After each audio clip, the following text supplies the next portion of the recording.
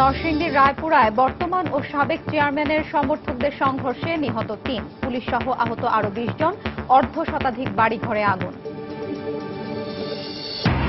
গোবিন্দগঞ্জের আদিবাসীদের ত্রাণ নিতে রাজি করানো যায়নি, বাড়ি বাড়ি গিয়েও কারো ইন্ধন আছে কিনা খতিয়ে দেখা হচ্ছে, জানালেন শিল্প সচিব। ইসি গঠন প্রশ্নে প্রধান দলগুলোকে নিয়ে সুশীল সমাজের দিনভর মতবিনিময়। বিএনপি জাতীয় ঐকমত্য এবং আওয়ামী লীগ রাষ্ট্রপতির মাধ্যমেই সমাধান খুঁজল আবারও। নারায়ণগঞ্জ সিটি কর্পোরেশন নির্বাচন 22 ডিসেম্বর, 24 নভেম্বর পর্যন্ত জমা দেওয়া যাবে মনোনয়নপত্র। প্রত্যাহারের শেষ দিন 4 ডিসেম্বর।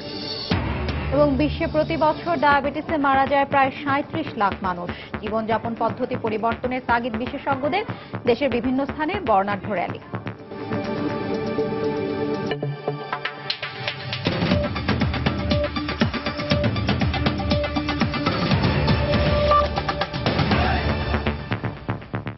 বাংলা সময়ের সঙ্গে আছি আমি পারমিতা হিম এবং আমি হাফসাতুন্নেসা। নরসিংদীর রায়পুরায় বর্তমান ও সাবেক চেয়ারম্যানের সমর্থকদের মধ্যে সংঘর্ষ চলছে। এখন পর্যন্ত ৩ জন নিহত হওয়ার খবর পাওয়া গেছে। এ সময় পুলিশের 5 সদস্য সহ আরো অন্তত 20 জন আহত হয়েছেন বলে জানা গেছে। পুড়িয়ে দেওয়া হয়েছে অর্ধ শতাধিক বাড়িঘর। এলাকাবাসী জানায়, আধিপত্য বিস্তারকে কেন্দ্র করে কয়েকদিন ধরেই নীলক্ষা ইউনিয়নের বর্তমান চেয়ারম্যান তাজুল ইসলাম এবং সাবেক চেয়ারম্যান আব্দুল হকের সমর্থকদের মধ্যে উত্তেজনা বিরাজ করছিল। এরই জের ধরে সকালে আওয়ামী লীগ সমর্থিত দু গ্রুপ দেশীয় অস্ত্রশস্ত্র নিয়ে সংঘর্ষে জড়িয়ে পড়ে। এ সময় আমিরাবাদ ও সোনাকান্দি গ্রামের বাড়ি ঘরে অগ্নিসংযোগ ও ককটেল নিক্ষেপ করা হয়। এতে ঘটনাস্থলেই মানিক ও খোকন সহ 3 জনের মৃত্যু হয়।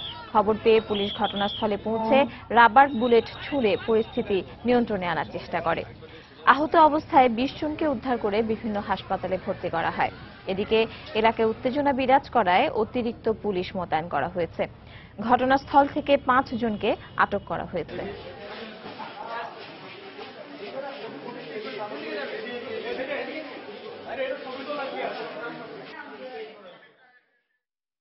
তাজু চেয়ারম্যানের পক্ষের লোকরা পিছনে সরে যায় এবং হক চেয়ারম্যানের গ্রুপের লোকেরা তখন ব্যাপকভাবে হামলা শুরু করে এবং বাড়ি ঘরদোর জ্বালাও পোড়াও লুটপাটের চেষ্টা করে। তখন পুলিশ এগুলো বাধা দেয়। বাধা দিলে তখন পুলিশের উপরে তারা ককটেল নিক্ষেপ করে, ট্যাটা নিক্ষেপ করে, এমনকি ফায়ার আর্মসও তারা ইউজ করেছে বলে আমরা জানতে পেরেছি। এই ঘটনায় আমাদের রায়পুরা থানার ওসি নিজে আহত হয়েছেন, বোমার স্প্লিন্টারে আহত হয়েছেন। গ্যাস গান ইউজ করে, শর্ট গান ইউজ করে আমরা অনুন্নপায় হয়ে আমরা ফায়ার ওপেন করেছি নির্বাহী ম্যাজিস্ট্রেটের উপস্থিতিতে, তার নির্দেশে। আমরা চেষ্টা করেছিলাম যে কোনো গুলি বর্ষণ না করে জনগণকে বুঝিয়ে নিরস্ত করা যায় কিনা। পুলিশ সেই চেষ্টাই করেছে যাতে যত কম বেশি হতাহত সংখ্যা কমিয়ে বিষয়টি নিয়ন্ত্রণ করা যায় কিনা। কিন্তু আজকে সকালে এর মধ্যে আমরা এখনো বলবো না, এটা পুলিশের তদন্তের বিষয়। হয়তো অন্য কোনো ইন্ধনও থাকতে পারে, এটা পুলিশ পরে নিশ্চয়ই তদন্ত করে বের করবে, যে কারণে আজকে পরিস্থিতি একটু বেশি অশান্ত হয়েছিল। দর্শক, নরসিংদীর এই ঘটনাস্থলে এই মুহূর্তে আছেন সহকর্মী আশিকুর রহমান পিয়াল। সবশেষ খবর জানতে মুঠোফোনে কথা বলবো তার সঙ্গে। পিয়াল, এখন কি অবস্থা দেখছেন রায়পুরার? পারমিতা, আসলে আপনি যেমনটি বলছিলেন, আসলে রায়পুরা উপজেলার যে নীলক্ষা ইউনিয়নের গ্রামটি আছে, আসলে বিগত কয়েক দশক ধরে আসলে এই এলাকা আধিপত্য বিস্তারকে কেন্দ্র করে আসলে দুই দল চেয়ারম্যান প্রার্থীর মধ্যে আসলে এই সংঘর্ষ চলে আসছে এবং বিগত সময়ে আসলে এই সংঘর্ষগুলো চলছে। তারই ধারাবাহিকতায় আসলে আজকে গত 3 দিন যাবৎ যে আওয়ামী লীগের যে জয়ী চেয়ারম্যান আছে তাজুল ইসলাম এবং পরাজিত চেয়ারম্যান যে আব্দুল হকের সমর্থকেরা আসলে গত কয়েকদিন যাবৎ তারা সংঘর্ষে লিপ্ত এবং বিভিন্ন এলাকায় এর আগেও কয়েক মাস আগে যখন নির্বাচনের পরপর তাদের বাড়িঘরে হামলা, ভাঙচুর এবং লুটপাটও হয়েছে, আগুন ধরিয়ে দেওয়া হয়েছিল। সেই ধারাবাহিকতায় কিন্তু এই গত 3 দিন যাবৎ আসলে এই সংঘর্ষ এলাকায় আসলে চলছে এবং এলাকা আসলে এই দুই চেয়ারম্যানের মধ্যেই কিন্তু আধিপত্য বিস্তারকে কেন্দ্র করেই কিন্তু এই সংঘর্ষগুলো আসলে প্রতিনিয়ত এলাকায় চলছে। এবং আজকে যে ঘটনাটা আসলে সকাল থেকে আসলে এই সংঘর্ষের সূত্রপাত হয়, যে এক পক্ষ আরেক পক্ষকে কিভাবে ঘায়েল করতে পারে, সেভাবে আসলে তারা আসলে আজকে মাঠে নেমেছিল। এবং নেমে পুলিশ যখন আসলে এই সংঘর্ষের যখন জড়িয়ে পড়ে এলাকার লোকজন, তখনই কিন্তু পুলিশ আসলে নিয়ন্ত্রণে আনার চেষ্টা করে। যখন পুলিশ আসলে নিয়ন্ত্রণে আনতে ব্যর্থ হয়, তখন আসলে এলাকায় ম্যাজিস্ট্রেট মোতায়েন করা হয়। ম্যাজিস্ট্রেটের নির্দেশে আসলে রাবার বুলেট, টিয়ার শেল এবং গুলি বর্ষণ করে। সেই ক্ষেত্রে আসলে এই পর্যন্ত 4 জন, শেষ খবর পাওয়া পর্যন্ত আসলে 4 জন এলাকায় আসলে পুলিশের গুলিতে মারা গেছে, এবং সেটা হচ্ছে গিয়ে এলাকাবাসী দাবি করছে যে এটা পুলিশের গুলিতে মারা গেছে। আর বাকিরা যারা আহত হয়েছে আসলে পিয়াল সংঘর্ষ কি এখনো চলছে? হ্যাঁ পারমিতা, আসলে সংঘর্ষ থেমে থেমে এখন সংঘর্ষ চলছে, যেহেতু এখন সন্ধ্যা হয়ে গেছে। তো সেই ক্ষেত্রে আসলে সংঘর্ষটা আসলে থেমে থেমে, অন্ধকারের আচ্ছন্ন গ্রাম, এটা পুরো একটা গ্রাম, সেই অনুযায়ী আসলে অন্ধকারে আসলে কোনো কিছু দেখা যাচ্ছে না। তারা থেমে থেমে আসলে সংঘর্ষ চলছে, এবং পুলিশ একটা অবস্থান নিয়ে রেখেছে যেন নিয়ন্ত্রণ করতে পারে এই সংঘর্ষটা। তো আশেপাশের গ্রামগুলো যতটুকু পারছে আসলে পুলিশ নিয়ন্ত্রণে আনার চেষ্টা করছে। এই পর্যন্ত 5 জনকে আটকও করেছে পুলিশ। তো যারা আহত হয়েছে পারমিতা, আমি বলি তারা গ্রেফতারির ভয়ে আসলে, যেটা নরসিংদী জেলা হাসপাতাল বলেন, সদর হাসপাতাল বলেন, তারা এদিকে চিকিৎসা নিতে আসছে না।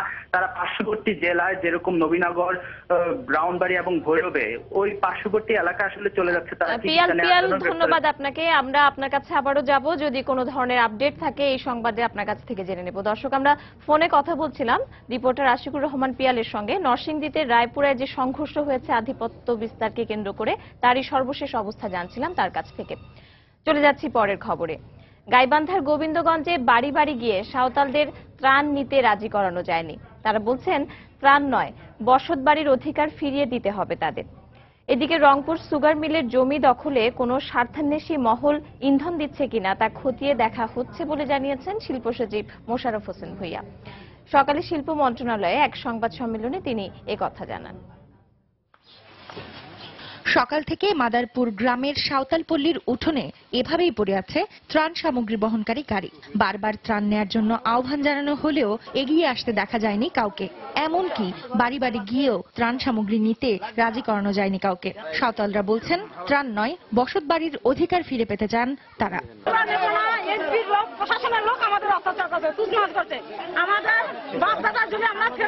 আমাদের গুলি করে মেরে ফেলেছে, তারা মনে করে আগুন জ্বালিয়ে পড়ে শেষ দিল। তার আমরা কিভাবে ওর টান আমরা নিব বা খাবো? আমরা তো নিব না যতদিন আমাদের এই দাবি না মানে। 20 কেজি চাল, ডাল, তেল, লবণ, আলু এবং 2টো করে কম্বল পরিবার প্রতি নিয়ে আসছে। যারা মাতবর সাধারণ যারা আছে তাদের কথা ছাড়া তারা ত্রাণ নেবেন না। সকালে ঘটনাস্থল পরিদর্শন করেছেন মানবাধিকার কমিশনের একটি প্রতিনিধি দল। ঘটনাস্থল ঘুরে সবার সাথে কথা বলে সমঝোতার পরামর্শ দেন তারা। যথাসম্ভব চেষ্টা করেছি ঘটনাটির ভিতরে ঢুকে অনুসন্ধান করার। এরকম মেসি মানব বিপর্যয় তো নয়, মানবিক বিপর্যয় যে অর্থে আমরা যেভাবে বলি, আমরা সারা পৃথিবীতে যেরকম দেখি সেরকম মানবিক বিপর্যয়ের মতো ঘটনা ঘটেনি। সবাই মিলে বসে এটা অতি সত্ত্ব সমাধান হয়ে যাবে এবং আমরা সেই সাজেশনই দিয়ে যাচ্ছি। এদিকে পুরো ঘটনায় কোনো স্বার্থান্বেষী মহলের ইন্ধন আছে কিনা তা খতিয়ে দেখা হচ্ছে বলে জানিয়েছেন শিল্প সচিব মোশাররফ হোসেন ভূঁইয়া। সকালে রাজধানীর মতিঝিলে শিল্প মন্ত্রণালয়ে সুগার মিলের জমি উদ্ধারের বিষয়ে সংবাদ সম্মেলনে তিনি এ দাবি করেন। যারা তাদেরকে এখানে বসিয়েছিল তারাও এটার সাথে সংযুক্ত হয়ে বলেছে যে এইখান থেকে চলে যাওয়ার আগে তোমাদের বাড়ি ঘরে আগুন লাগাই দাও। অবৈধ দখলটা মুক্ত করা হয়েছে, এইটাকে এই জায়গায় আর ফিরিয়ে আনার আমাদের কোনো নাই। সাঁওতালপল্লীতে পুলিশের উচ্ছেদ কার্যক্রমের প্রতিবাদে ও জড়িতদের শাস্তির দাবিতে রাজশাহী বিশ্ববিদ্যালয় এবং চাঁপাইনবাবগঞ্জে মানববন্ধন কর্মসূচি পালিত হয়েছে। সাবিহা নিপা, সময় সংবাদ। এদিকে গাইবান্ধার গোবিন্দগঞ্জে আদিবাসী পল্লীতে হামলার ঘটনায় আটক অবস্থায় চিকিৎসাধীন 3 সাঁওতালের হাতকড়া ও রশি খুলে দেওয়া হয়েছে। দুপুরে হাইকোর্টের নির্দেশের পরে তাদের হাতকড়া ও রশি খুলে দেওয়া হয়। দুপুরে উচ্চ আদালতের একজন আইনজীবীর করা রিটের পরিপ্রেক্ষিতে বিচারপতি ওবায়দুল হাসান ও বিচারপতি কৃষ্ণ দেবনাথের সমন্বয়ে গঠিত হাইকোর্টের দ্বৈত বেঞ্চে এ নির্দেশ দেন।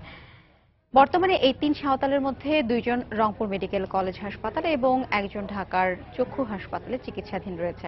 গত 6 নভেম্বর আদিবাসীদের জমি দখলের উদ্দেশ্যে প্রভাবশালীদের ইন্ধনে গাইবান্ধার গোবিন্দগঞ্জে সাঁওতাল পল্লীতে উচ্ছেদ অভিযান চালায় পুলিশ। এ সময় সংঘর্ষে 3 সাঁওতাল নিহত হওয়ার পাশাপাশি বেশ কয়েকজন আহত হয়।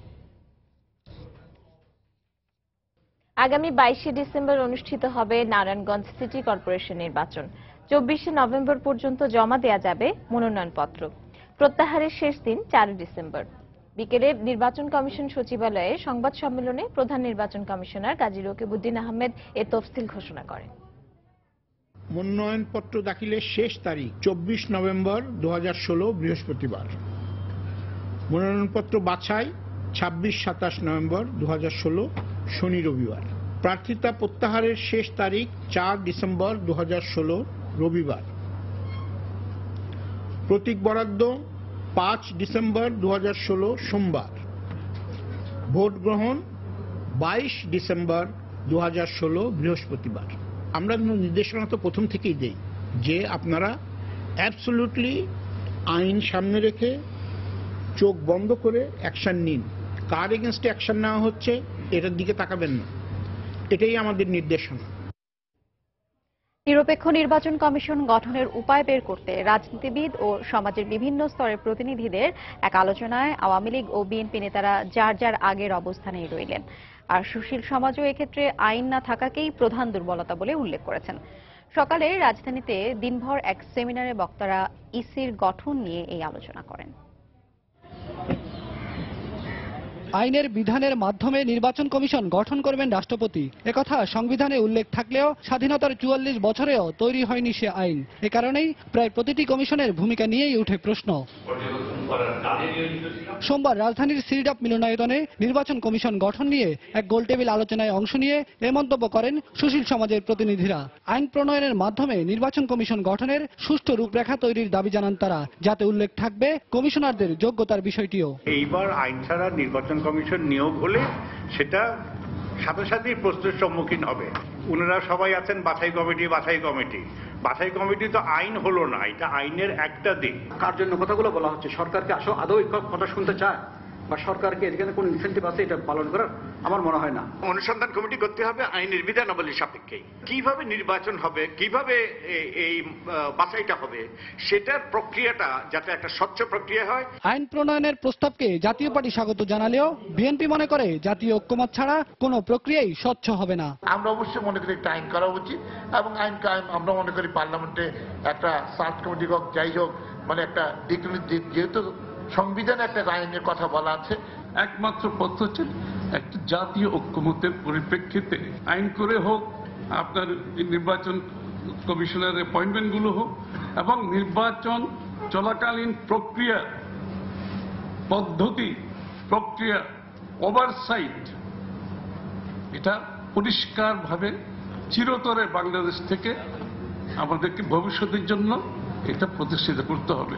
তবে আওয়ামী লীগ বলছে আলোচনার মাধ্যমে যে কোনো সমস্যারই সমাধান হতে পারে, আর এতে ভূমিকা রাখতে পারেন রাষ্ট্রপতি। আলাপ আলোচনা করে হয়তো এটাকে একটা আইনে পরিণত করার বিষয়টি বিবেচনা করা যেতে পারে, সেটা অস্বাভাবিক কিছু না, সেটি একটা ভালো প্রস্তাব এবং অসম্ভব না। যারা বাংলাদেশের সুশীল সমাজ এবং বিভিন্ন স্টেক হোল্ডার, মহামান্য রাষ্ট্রপতি সকলের সাথেই মত বিনিময় করবেন। বক্তারা বলেন যে প্রক্রিয়ায় অনুসরণ করা হোক না কেন, সবার দায়িত্বশীল আচরণ ছাড়া কোনো নির্বাচনই সুষ্ঠু হবে না। বিলায়েত হোসাইন, সময় সংবাদ, ঢাকা। বাংলার সময় আরো থাকছে। রেলওয়ের অপটিক্যাল ফাইবার ব্যবহার করে প্রত্যন্ত অঞ্চলে ইন্টারনেট সংযোগ দেওয়ার উদ্যোগ অনুমোদন পেলে 6 মাসেই সম্ভব, জানালেন টেলিযোগাযোগ প্রতিমন্ত্রী।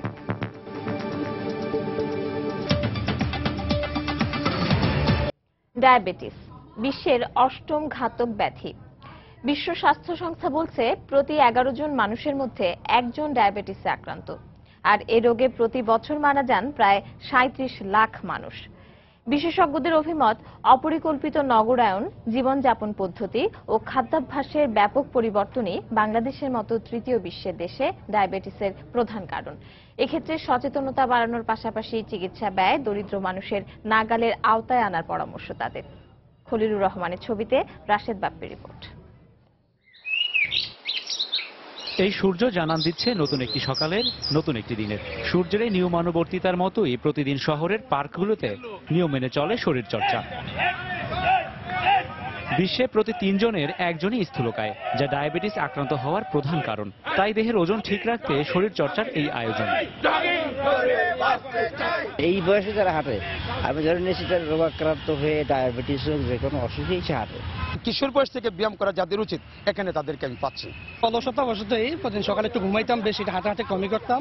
তো ডায়াবেটিস হওয়ার পর যখন রুটিন মাফিক এখন চলতে হয়। শিশুকাল থেকে নিয়ম মেনে খেলাধুলা ও শরীরচর্চা ডায়াবেটিসের ঝুঁকি রোধে কার্যকর ভূমিকা রাখে। তবে যান্ত্রিক এই শহরে সেই সময় কিংবা সুযোগ হয়ে ওঠে না অনেকেরই। ওরা আসতে চায় কিন্তু ওরা আসতে পারে না, ওরা রাত্রে ওরা একটু দেরিতে ঘুমায়। রাজধানীতে সবুজ ক্রীড়ার কোনো মাঠ নাই, এমন কোনো প্লেস নাই যেখানে আমরা হাঁটতে পারবো, তো এই জন্য হয়তো বা কেউ আসে না। দেশে ডায়াবেটিস রোগীর সংখ্যা প্রায় 71 লাখ। 2040 সালে এ সংখ্যা দাঁড়াবে 1,36 লাখে। তবে সবচাইতে আতঙ্কের খবরটি হচ্ছে ডায়াবেটিস রোগীর অর্ধেকই জানেন না তার আক্রান্ত হওয়ার বিষয়টি। একবার আক্রান্ত হলে আমৃত্যু বয়ে বেড়াতে হয় ডায়াবেটিস। তাই এর চিকিৎসাও চালাতে হয় জীবনের শেষ দিন পর্যন্ত। গরিব রোগীদের জন্য সরকারের উচিত একটু সহযোগিতা করা, না হয় আমাদের গরিব রোগীদের পক্ষে চিকিৎসা করা সম্ভব নয়। 31 বছর হয়ে গেছে ডায়াবেটিক হয়েছে, নিয়মিত ব্যায়াম করি, ওষুধ খাই, এই জন্য আমি এখনো সুস্থ আছি। ডায়াবেটিস নিয়ন্ত্রণে সমন্বিত উদ্যোগ নেওয়ার পরামর্শ বিশেষজ্ঞদের। ইনসুলিন ডিপেন্ডেন্ট রোগীদের ইনসুলিন তো মৌলিক চাহিদা, এটাকে হিউম্যান রাইট ইস্যু হচ্ছে মেনে নেয়। ইনসুলিন অ্যাভেলেবল করা যারা গরিব তাদের জন্য অ্যাভেলেবল করা তো সবার দায়িত্ব হয়ে গেল। সরকার এবং ধনী ব্যক্তি অবশ্যই এগিয়ে আসা উচিত, সমন্বিতভাবে কিছু করা, যাতে কোনো মানুষ যাতে ইনসুলিনের অভাবে যাতে সে তার চিকিৎসা ব্যাহত না হয়। ডায়াবেটিস নিরাময়যোগ্য না হলেও নিয়ন্ত্রণযোগ্য। চিকিৎসা বিশেষজ্ঞরা বলছেন পরিকল্পিত জীবনযাপন, সুষম খাবার গ্রহণ এবং নিয়মিত ব্যায়াম ও কায়িক পরিশ্রমের মাধ্যমে ডায়াবেটিস জনিত জটিলতা এড়িয়ে সম্পূর্ণ সুস্থ থাকা সম্ভব। রাশেদ বাপ্পি, সময় সংবাদ, ঢাকা। ডায়াবেটিসের ওপর দৃষ্টি দিন, অন্ধত্ব এড়াতে ডায়াবেটিস নিয়ন্ত্রণে রাখুন স্লোগান নিয়ে দেশের বিভিন্ন স্থানে পালিত হয়েছে বিশ্ব ডায়াবেটিস দিবস। সকালে দিনাজপুরে বেলুন উড়িয়ে কর্মসূচির উদ্বোধন করেন জেলা প্রশাসক মীর খায়রুল আলম। পরে দিনাজপুর ইনস্টিটিউটের সামনে থেকে একটি র্যালি বের করা হয়। র্যালিটি শহরের গুরুত্বপূর্ণ সড়ক ঘুরে একই স্থানে গিয়ে শেষ হয়।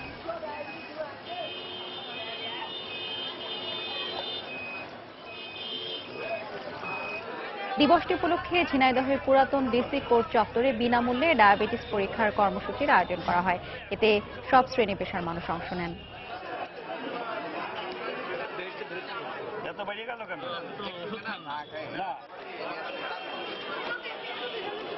কুড়িগ্রামে ডায়াবেটিস হাসপাতাল চত্বরে আলোচনা সভার আয়োজন করে জেলা ডায়াবেটিস সমিতি। এ সময় বক্তারা বলেন, ডায়াবেটিস নিয়ন্ত্রণে রাখতে নিয়মিত পরীক্ষা ও চোখের যত্ন নেওয়ার আহ্বান জানান। এছাড়া মাদারীপুর, নেত্রকোনা, জয়পুরহাট সহ দেশের বিভিন্ন স্থানে দিবসটিতে নানা কর্মসূচির আয়োজন করা হয়।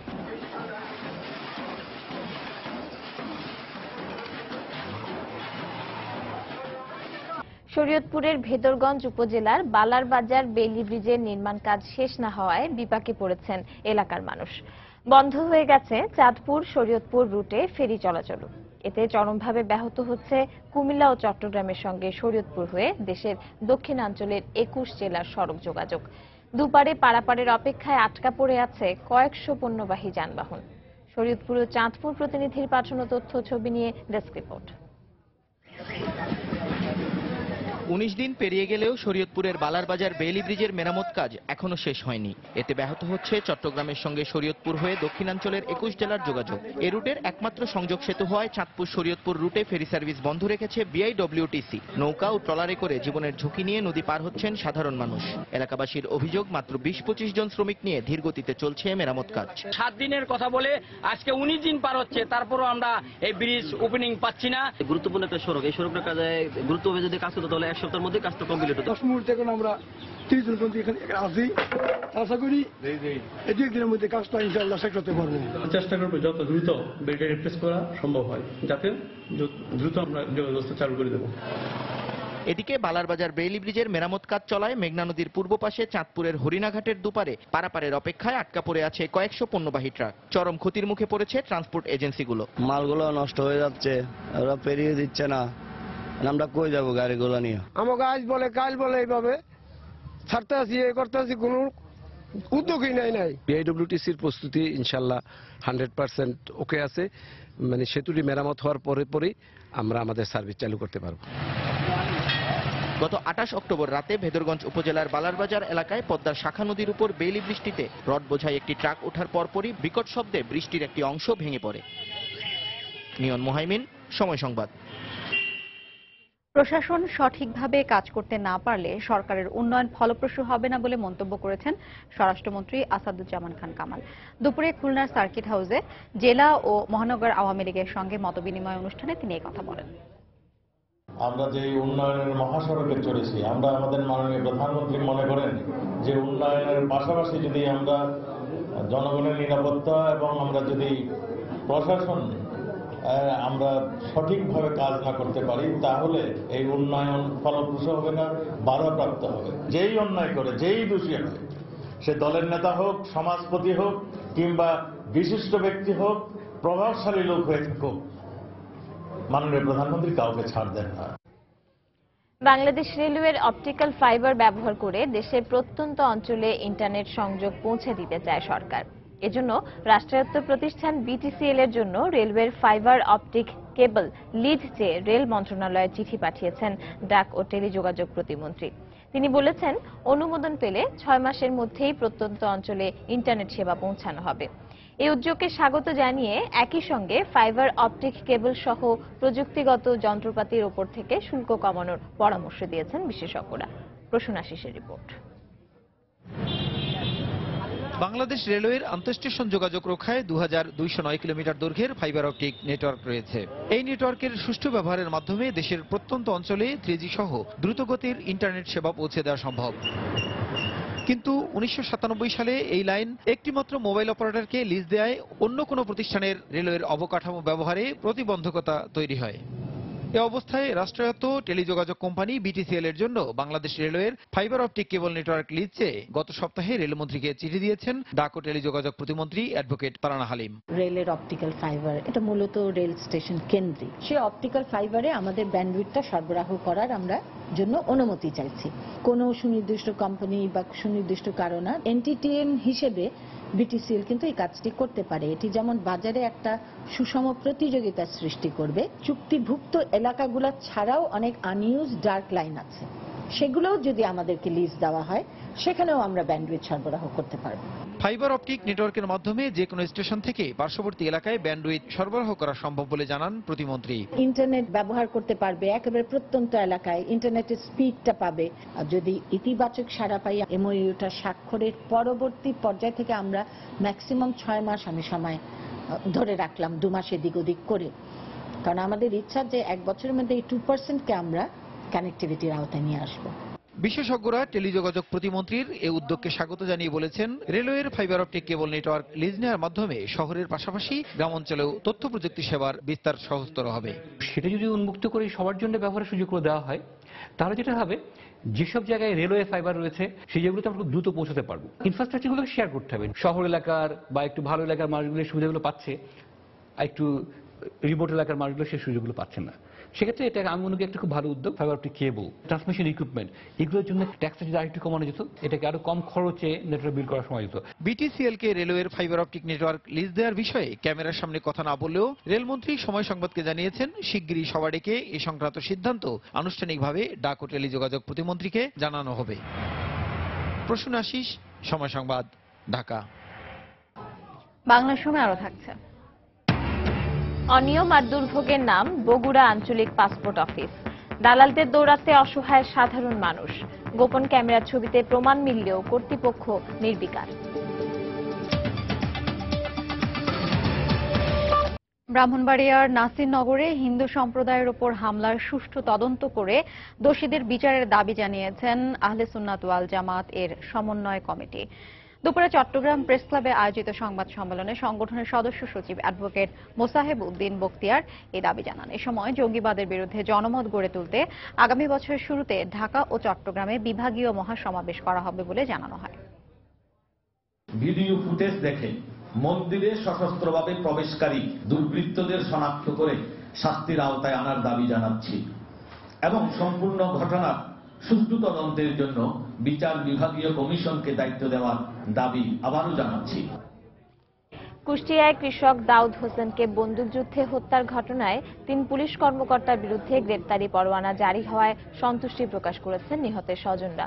দ্রুত এ ঘটনার বিচার দাবি জানিয়েছেন তারা। সুষ্ঠুভাবে মামলার পরবর্তী প্রক্রিয়া শেষ করা হবে বলে জানিয়েছেন পাবলিক প্রসিকিউটর। কুষ্টিয়া থেকে বাবুল হোসেনের পাঠানো ছবি ও SM রাশেদের পাঠানো তথ্য নিয়ে ডেস্ক রিপোর্ট। একটা গুলির শব্দ হইলো, ঠুস করে একটা গুলির শব্দ হইলো, আর একটা হইলো উড়িয়ে ফায়ার করলো। তখন ওকে নে আমরা তার খানিকক্ষণ পরে সে কেন দেখতো দিইনি, যে একটু দেখবো, তারপরে ওরা কুষ্টিয়া নিয়ে চলে গেল। ঘটনার পর পেরিয়ে গেছে 9 বছর, কিন্তু এখনো প্রিয়জনকে হারানোর ঘটনা বর্ণনা করতে গিয়ে এভাবেই কান্নায় ভেঙে পড়েন কুষ্টিয়া সদর উপজেলার হরিনারায়ণপুর গ্রামের দাউদ হোসেনের স্ত্রী রোমেসা খাতুন। মামলার এজাহার থেকে জানা যায় 2007 সালের 19 জানুয়ারি দাউদ হোসেনকে নিজ বাড়ি থেকে ধরে নিয়ে যায় ইসলামী বিশ্ববিদ্যালয় থানার তৎকালীন ওসি আনোয়ার হোসেন। সে সময় ওসির সঙ্গে ছিলেন থানার তৎকালীন SI রবিউল ইসলাম ও কনস্টেবল ফারুক হোসেন। এ সময় দাউদকে সন্ত্রাসী বলে বন্দুকযুদ্ধে হত্যা করে অভিযুক্ত পুলিশ সদস্যরা। স্যারের কাছে নিয়ে যায়, স্যার ছাড়ি দেবে, তো নিয়ে যাওয়ার পরে ছাড়ে না, আমার আব্বুকে মারধর করে। গ্রামের লোক অনেক বলছে না ভালো লাগে মারছেন কেন, তারপরও ছাড়ে না। এক পর্যায়ে আমার আব্বুকে মারধর করার পর গুলি করে মেরে ফেলে। এই ঘটনায় নিহতের স্ত্রী রোমেসা খাতুন অভিযুক্ত 3 পুলিশ সদস্যের বিরুদ্ধে হত্যা মামলা দায়ের করেন। তদন্ত শেষে রোববার গ্রেফতারি পরোয়ানা জারি করেন আদালত। আমি সরকারের কাছে দাবি জানাচ্ছি যাতে আমার মতো এরকম এতিম আর কেউ না হয়। মামলা তুলে নেওয়ার জন্য বাদীকে বিভিন্ন সময় চাপ সৃষ্টি করা হয়েছে বলে জানান পাবলিক প্রসিকিউটর। রমেশা বেগম অত্যন্ত সাহসের সাথে উনি মামলা করেছে। আমরা পরবর্তীতে দেখেছি যে অনেক চাপ তাকে দিয়েছে মামলা উঠিয়ে নেওয়ার জন্য। আনোয়ার হোসেন বর্তমানে চাঁপাইনবাবগঞ্জে কোর্ট পরিদর্শক হিসেবে কর্মরত রয়েছেন, তবে কর্মস্থলে গিয়ে তাকে পাওয়া যায়নি। এ বিষয়ে ক্যামেরার সামনে কথা বলতে রাজি হননি পুলিশের কোনো কর্মকর্তা। সময় সংবাদ, কুষ্টিয়া। রাজশাহী কোর্ট হাজত থেকে মাদক মামলার আসামি পালিয়ে যাওয়ার ঘটনায় 4 পুলিশ সদস্যকে সাময়িকভাবে বরখাস্ত করা হয়েছে। পুলিশ জানায় গতকাল সকালে পবা উপজেলার জাঙ্গালপাড়া থেকে মামলার আসামি মোখলেসুর ও কাউসারকে গ্রেফতার করা হয়। দুপুরে তাদের রাজশাহী জেলা জজ কোর্টের হাজত থেকে আদালতে তোলার সময় পুলিশকে ফাঁকি দিয়ে মোখলেসুর হাতকড়া পরা অবস্থায় পালিয়ে যায়। এ সময় পুলিশ ধাওয়া দিয়েও তাকে ধরতে পারেনি। এ ঘটনায় রাতে জেলা কোর্ট পুলিশের উপপরিদর্শক মোমেন আজাদ বাদী হয়ে সরকারি কাজে বাধা দান ও রাষ্ট্রবিরোধী আইনে একটি মামলা করেন। এরপরই দায়িত্ব অবহেলার অভিযোগে জেলা কোর্ট পুলিশের 2 উপপরিদর্শক মোমেন আজাদ ও তাজুল ইসলাম, 2 কনস্টেবল মোহাম্মদ মমিন এবং মোহাম্মদ মনসুর আলীকে জেলা পুলিশের পক্ষ থেকে সাময়িক বরখাস্ত করা হয়। চাঁপাইনবাবগঞ্জে গৃহবধূকে হত্যার দায়ে স্বামীকে যাবজ্জীবন কারাদণ্ডাদেশ দিয়েছেন আদালত। দুপুরে নারী ও শিশু নির্যাতন দমন ট্রাইব্যুনাল 1-এর বিচারক জেলা ও দায়রা জজ এনামুল বারী এ রায় দেন। একই সঙ্গে 20,000 টাকা জরিমানা এবং অনাদায়ে আরও 2 বছরের কারাদণ্ডের আদেশ দিয়েছেন আদালত। মামলার বিবরণীতে বলা হয়, 2011 সালে সদর উপজেলার লিমা খাতুনের সঙ্গে জাহাঙ্গীর আলমের বিয়ে হয়। এরপর থেকেই যৌতুকের জন্য প্রায়ই লিমাকে মারধর করত জাহাঙ্গীর। এরই জেরে 2012 সালের 30 আগস্ট লিমাকে পিটিয়ে ও শ্বাসরোধ করে হত্যা করে জাহাঙ্গীর। এই ঘটনার পর লিমার মা জ্যোৎস্না বেগম বাদী হয়ে সদর থানায় হত্যা মামলা দায়ের করেন। মামলার দীর্ঘ বিচারিক প্রক্রিয়া শেষে আদালত আজ এ রায় দেন। মেহেরপুরের সহপাঠীকে উত্ত্যক্ত করায় 2 শিক্ষার্থীকে 1 বছর করে কারাদণ্ডাদেশ দিয়েছেন ভ্রাম্যমাণ আদালত। সকালে নির্বাহী ম্যাজিস্ট্রেট SM জামাল আহমেদ এই কারাদণ্ডাদেশ দেন। পুলিশ জানায়, সকালে JSC পরীক্ষা দিতে গেলে গাংনী পাইলট স্কুল অ্যান্ড কলেজের 3 ছাত্রীকে উত্ত্যক্ত করে তাদেরই 2 সহপাঠী রাজু ও মাহফুজ। এ ঘটনায় প্রতিবাদ করতে গেলে আরেক শিক্ষার্থী রনিকে মারধর করে অভিযুক্তরা। এ সময় পরীক্ষা কেন্দ্রে নিয়োজিত পুলিশ তাদের আটক করে। পরে ভ্রাম্যমাণ আদালতের মাধ্যমে কারাদণ্ডাদেশ দিলে তাদের কারাগারে পাঠানো হয়।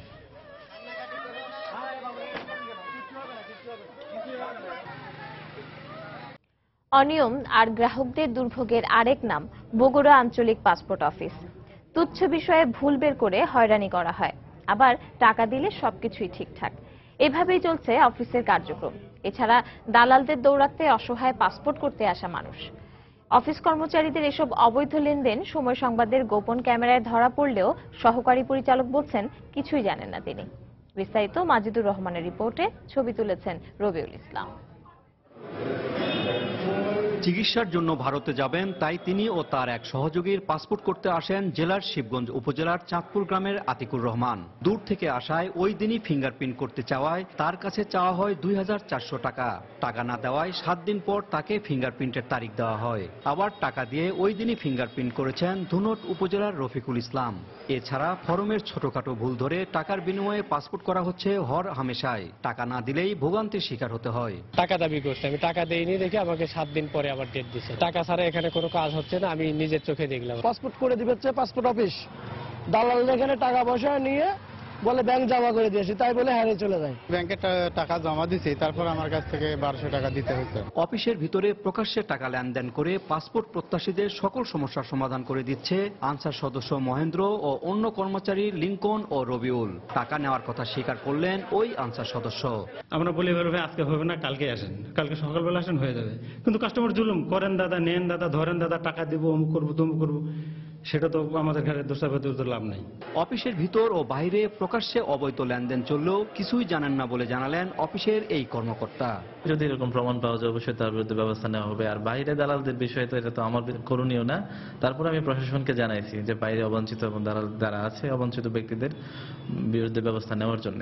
বগুড়া আঞ্চলিক পাসপোর্ট অফিসের তথ্য মতে প্রতিদিন গড়ে 200 পাসপোর্ট সরবরাহের জন্য প্রস্তুত করা হয়। মাজিদুর রহমান, সময় সংবাদ, বগুড়া। পাবনার সুজানগর উপজেলার নিজামুদ্দিন আসগর আলী ডিগ্রি কলেজকে জাতীয়করণের তালিকা থেকে বাদ দেওয়ায় বিক্ষোভ করেছে এলাকাবাসী। সকালে উপজেলা পরিষদ কার্যালয়ে তালা ঝুলিয়ে বিক্ষোভ করে তারা। এতে অবরুদ্ধ হয়ে পড়েন উপজেলা নির্বাহী কর্মকর্তা সহ অন্য কর্মচারীরা। এ সময় রাস্তায় টায়ার জ্বালিয়ে তারা পাবনা সুজানগর সড়কও অবরোধ করে। তাদের অভিযোগ, সদর উপজেলার নিজামুদ্দিন আসগর আলী ডিগ্রি কলেজকে জাতীয়করণের তালিকা থেকে বাদ দিয়ে প্রায় 20 কিলোমিটার দূরে ডাক্তার জহুরুল কামাল ডিগ্রি কলেজকে জাতীয়করণ করা হয়। অবিলম্বে দাবি না মানা হলে আবারও কঠোর আন্দোলনের হুঁশিয়ারি দেন তারা।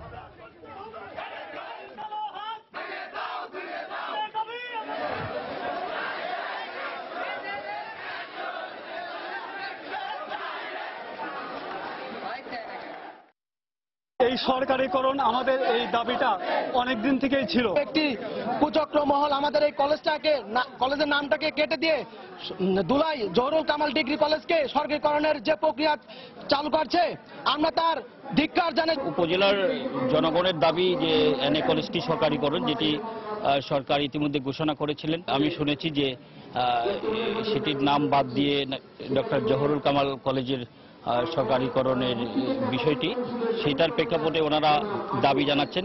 সে বিষয়ে আমি আমার জেলা প্রশাসক মহোদয়কে ইতিমধ্যেই জানিয়েছি। তারা আন্দোলন করছেন, তাদেরকেও আমি আশ্বস্ত করেছি। ব্রাহ্মণবাড়িয়ার নাসিরনগরে হিন্দু সম্প্রদায়ের ওপর হামলার প্রতিবাদে মানববন্ধন করেছেন রাজশাহী বিশ্ববিদ্যালয়ের শিক্ষকরা। সকালে ক্যাম্পাসের সিনেট ভবনের সামনে এই কর্মসূচি পালন করা হয়।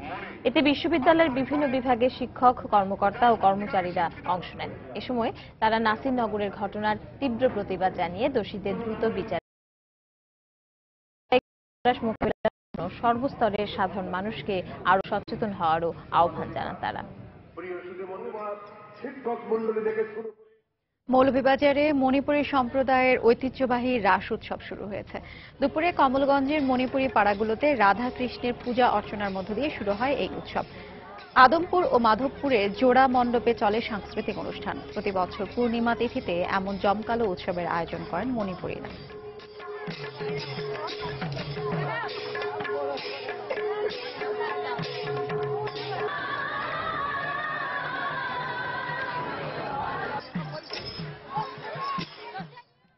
বাংলা সময়ের শীর্ষ সংবাদগুলো জানিয়ে দিচ্ছে আরেকবার।